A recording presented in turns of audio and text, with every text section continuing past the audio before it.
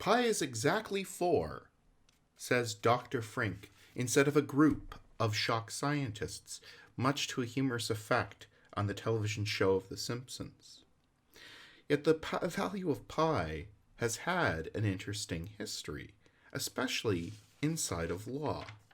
And when I use the term law here, I'm not saying law in the sense of what we would know law maybe as scientists as natural law. That is, the objective rules of the universe created by some sort of deity or mechanism underlying it. But I'm talking about the laws in the sense that a layman would understand them. That is, of the courts, the police, and litigation. The laws of Clarence Darrow, the Code of Hammurabi, or that we deal with on an everyday basis. These laws tried on an occasion to define the value of pi.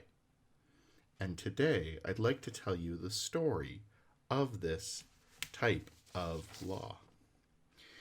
In 1897, Edwin J. Goodwin, a medical doctor, believed that he had come to the great conclusion of a problem. That was the question of squaring the circle, finding a method to take the area of a circle and find an equalized square using only the basic geometrical tools, a compass, a straight edge. This is a question that has been on mathematicians' minds since antiquity. Now, of course, we understand that this is only something that we can approximate. And the great mathematician Ramanujan would actually come up with a very, very good approximation to this at one point. But even though we know that pi is an irrational number, many people throughout the years have tried, successfully not so much, to give some form of definition to this problem, even though we know it to be an impossibility. He would offer up this creation, Edwin J. Goodwin, free to the people of Indiana. His work on the matter was published within the American Mathematical Monthly, noting that per review at the time was not a common practice of the age. The journal would take one measure beyond what they normally would and actually comment that the work was published by request of the author. Probably a code for, we needed a bit of a laugh. Yet this publication would be a cornerstone of Dr. Goodwin's claim to fame, as the text of the bill would be introduced by Representative Taylor I. Record, a farmer, to recognize the mathematical truth of this erroneous proof, and by the bill would affirm Dr. Goodwin as the creator, giving to the state a license to its use without any form of royalties. The bill generally confused the Assembly. One member asked it for its consideration to be given over to the Swampland Commission, noting that perhaps it might be able to find a grave for such a bill, maybe a bit of a watery grave. Another said that it should be passed along to the Finance Committee, perhaps to see if there was any value in this bill.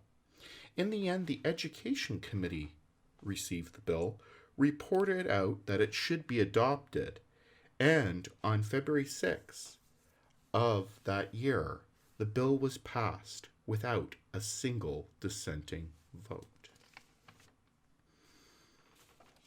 Now, this is not the end of this story, and today the children of Indiana do not say that 3.2 is pi, as the bill would have them believe based on this erroneous proof, any more than they would say that 2 plus 2 is equal to 5. Because the same day, sitting in the State House, was a bespectacled and mustachioed tall man. He was educated in a small private university in Connecticut and would go on to gain a PhD from Syracuse, New York. He was of Sigma Psi and Phi Beta Kappa, both very prestigious societies at the time. He was a professor of mathematics, mostly serving out his time at Purdue, and also was a librarian. Today, He was there at the State House acting as the president of the Indiana Academy of Science, present to ensure that legislature would pass this year's funds for that organization. Our protagonist is Professor C.A. Waldo. Well, where he was mostly in a state of admonishment of what was happening before him. As Professor Waldo looked on in shock, one of the many voting members came up to him, asking, "Would you care to meet Dr. Goodwin?" His reply was short. "I have already met as many crazy people as I care to." I must pull back the camera from this protagonist at this point in the story. You see, we need a sense of how law was made under this system in order to truly appreciate the actions of Professor Waldo. The legislature of Indiana is coming out of a British parliamentary tradition. Much like the rest of the Commonwealth realms, it's bicameral. Bi being two, and camera as in to examine. So there has to be two examinations of any bill. The bill would have to first pass the lower house and then move on to the upper chamber, or the Senate, before it was given assent or veto by a sovereign, in this case, the governor. Hence, the passing of the bill by the House did not in and of itself enact a change to law in the state. The next stop was off to the Senate, where another vote would be held. This is where Professor Waldo moved into action. He coached the senators of the meaning of pi. The bill would be mocked as it got inside of both the national and international press inside of the United States and outside. And as it moved through the press, it also got to the various senators. With the unfavorable report from that committee, senators began to take turns mocking the bill on the floor during the full House vote in the Senate. They would take turns mocking it, talking about the mathematics involved in rather interesting terms. In the end, one of them basically said, "We are right now wasting the taxpayers' time, that there's been all of these issues on this bill, and we're debating it at a rather high cost." To which another senator said, "Yes, but it was brought to us by the other house. They're the cause of the mocking." With that, the bill was indefinitely postponed. Yet, it wasn't defeated. They didn't go that far. And perhaps this is a fitting end to this bill.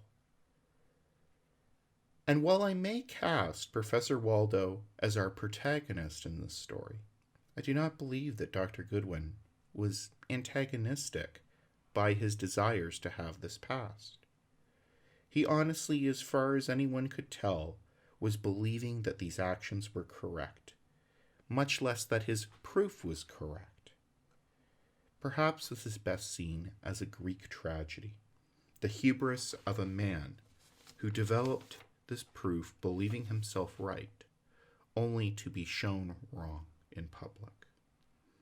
It's also a commentary on the roles of scientists within the community, that our elected leadership requires the opinions of learned men and women to guide their opinions.